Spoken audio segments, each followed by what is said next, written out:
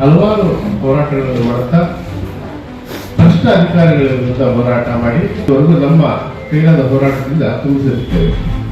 ಇದೇ ರೀತಿಯಲ್ಲಿ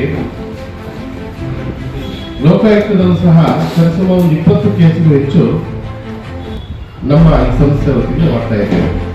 ಇವತ್ತಿನ ಮುಖ್ಯ ಪತ್ರಿಕಾಗೋಷ್ಠಿ ಏನಪ್ಪಾ ಅಂತಂದ್ರೆ, ದಾವಣಗೆರೆ ವಿಭಾಗದಲ್ಲಿ ಮತ್ತೊಂದು ನಕಲಿ ಅನುಕಂಪದ ಆಧಾರದ ಮೇಲೆ ನೌಕರಿ ನೀಡುತ್ತಿರುವ ಜಾಗದ ಕರ್ಮಕಾಂಡ ಬಯಲು.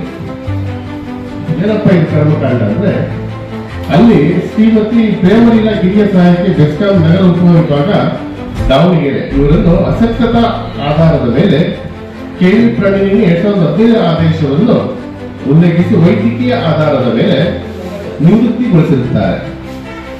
ಇವರು 2019 ನೇಮಕಾತಿ ಹೊಂದಿರುವುದರಿಂದ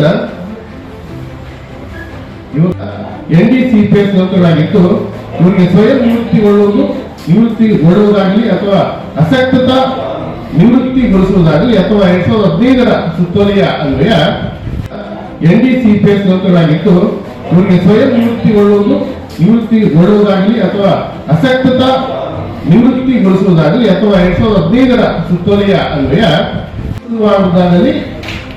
ಸರ್ಕಾರದಲ್ಲಿ ನಿಯಮಗಳು ಇರುವುದಿಲ್ಲ.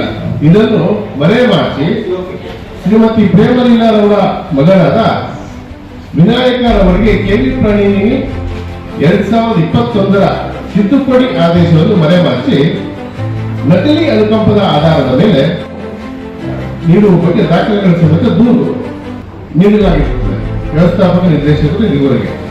ಆದರೆ ವ್ಯವಸ್ಥಾಪಕ ಮುಖ್ಯ ಇಂಜಿನಿಯರ್ ಬೆಸ್ಕಾಂ ಬೆಂಗಳೂರು ಮಹಾನಗರ ಕ್ಷೇತ್ರ ಉತ್ತರ ವಲಯ ಬೆಂಗಳೂರಿನವರ ಇವರಿಗೆ ನಾನು ನೀಡಿದ ದೂರಿನ ಮೇಲೆ ಪರಿಶೀಲಿಸಿ ತನಿಖಾ ವರದಿಯನ್ನು ತಯಾರು ಮಾಡುವಂತೆ ಆದೇಶ ಮಾಡಿರುತ್ತಾರೆ ಮಾನ್ಯ ವ್ಯವಸ್ಥಾಪಕ ನಿರ್ದೇಶಕರು.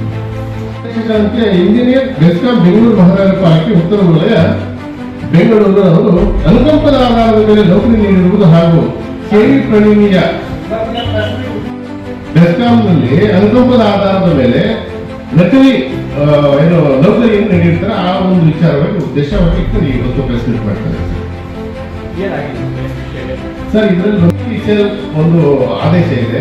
2015 ಆದೇಶದ ಪ್ರಕಾರ ಇವರಿಗೆ ಅಸಕ್ತತಾ ಆಧಾರದ ಮೇಲೆ ಯಾವುದೇ ರೀತಿಯಲ್ಲೂ ಅವರ ಮಕ್ಕಳಿಗಾಗಲಿ ಅಥವಾ ಗಂಡ ಹೆಂಡತಿ ಯಾರೇ ಇರ್ತಾರೆ ಅವರಿಗಾಗಲಿ ನೌಕರಿಯನ್ನು ಕೊಡುವಂತ ಅಧಿಕಾರ ಅದನ್ನು ಮರೆಮಾಚಿ ಇವರು ನೌಕರಿಯನ್ನು ನೀಡಿರುತ್ತಾರೆ.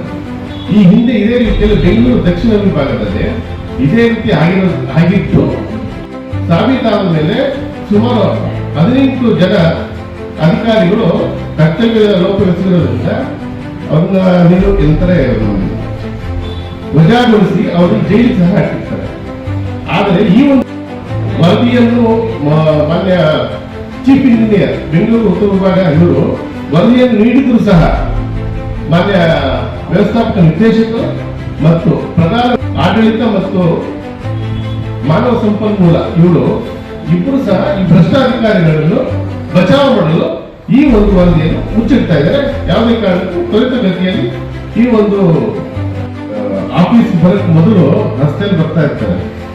ಆಫೀಸಿಗೆ ಬಂದ ಮೇಲೆ ಅಸಕ್ತತೆ ಅವರಿಗೆ ಹ್ಯಾಂಡಿಕ್ಯಾಪ್ಟ್ ಆಗೋದು ಮತ್ತು ಬಿದ್ದು ಕೈಕಾಲು ಮುಟ್ಕೊಳ್ಳುವಂಥದ್ದು ಏನಾದ್ರೆ ಅದು ಸರ್ಕಾರಕ್ಕೆ ಸಂಬಂಧಪಟ್ಟಂತೆ ಅನುಕೂಲವಂಥದ್ದು ನಿಯಮ ನಮ್ಮ KPTC ಆಗ್ತಾ ಇದೆ.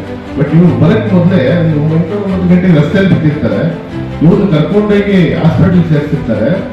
ಅವ್ರು ಆಕ್ಚುಲಿ ಬಂದ್ಬಿಟ್ಟು 2 ತಿಂಗಳು 3 ತಿಂಗಳು ಬೆಡ್ ರೆಸ್ಟ್ ಅಲ್ಲಿ ಇರ್ತಾರೆ. ಅದಾದ ಮೇಲೆ ಅವರು ಆ ಕಚೇರಿಗೆ ಸಹ ಬರೋದಿಲ್ಲ, ಅಲ್ಲಿ ಯಾವ ರೀತಿ ಕೆಲಸನೂ ಮಾಡಿರೋದ್ರಿಂದ ಅವರ PP ಪ್ರೊಫೆಷನಲ್ ಡಿಕ್ಲೇರ್ ಏನಿರ್ತಾರೆ ಅದನ್ನು ಯಾವ ಸಹ ಪ್ರೊಫೆಷನಲ್ PP ಡಿಕ್ಲೇರ್ ಆಗಿರೋದಿಲ್ಲ. ಆದರೂ ಸಹ ಅದಕ್ಕೆ ಅವರೇನಿರ್ತಾರೆ ನಾನು ಸ್ವಯಂ ನಿವೃತ್ತಿ ತಗೊಳ್ತೀನಿ ಅಂತ ಒಂದು ಪತ್ರ ಬರೀತಾರೆ. ಮಾನ್ಯ ಪ್ರಧಾನ ವ್ಯವಸ್ಥಾಪಕರು ಆಡಳಿತ ಮತ್ತು ಸಂಪನ್ಮೂಲ ಇವರಿಗೆ ಬರದಾಗ ಅವ್ರೇನ್ ಮಾಡ್ತಾರೆ, ಅವರು ಆಯ್ತು ಸ್ವಯಂ ನಿವೃತ್ತಿ ತಗೊಳ್ಳಿ ಅಂತ ಹೇಳಿ ಒಂದು ಲೆಟರ್ ಕೊಡ್ತಾರೆ. ಸ್ವಯಂ ನಿವೃತ್ತಿ ತಗೊಳ್ಳಿ ಅಂತ ಕೊಟ್ರೆ ಅಲ್ಲಿನ ದಾವಣಗೆರೆ ವೃತ್ತದಲ್ಲಿ SK ಪಾಟೀಲ್ ಅಂತ ಒಬ್ಬರು ಅಧೀಕ್ಷಕ ಇಂಜಿನಿಯರ್ ಇದ್ದಾರೆ. ಅವರು ಸ್ವಯಂ ನಿವೃತ್ತಿಗೊಳಿಸಲು ಕೊಟ್ಟಿರುವಂತ ಪತ್ರವನ್ನು ಇಟ್ಕೊಂಡು ಅದೇ ಅಪಾಯಿಂಟ್ಮೆಂಟ್ ಕೊಡೋ ತರ ಮಾಡಿ ನಕಲಿ ದಾಖಲೆಗಳನ್ನು ಸೃಷ್ಟಿ ಮಾಡಿ ಇವರು ಮಗನಿಗೆ ಅಸಕ್ತತಾ ಆಧಾರದ ಮೇಲೆ ನೌಕರಿಯನ್ನು ಕೊಟ್ಟಿರ್ತಾರೆ.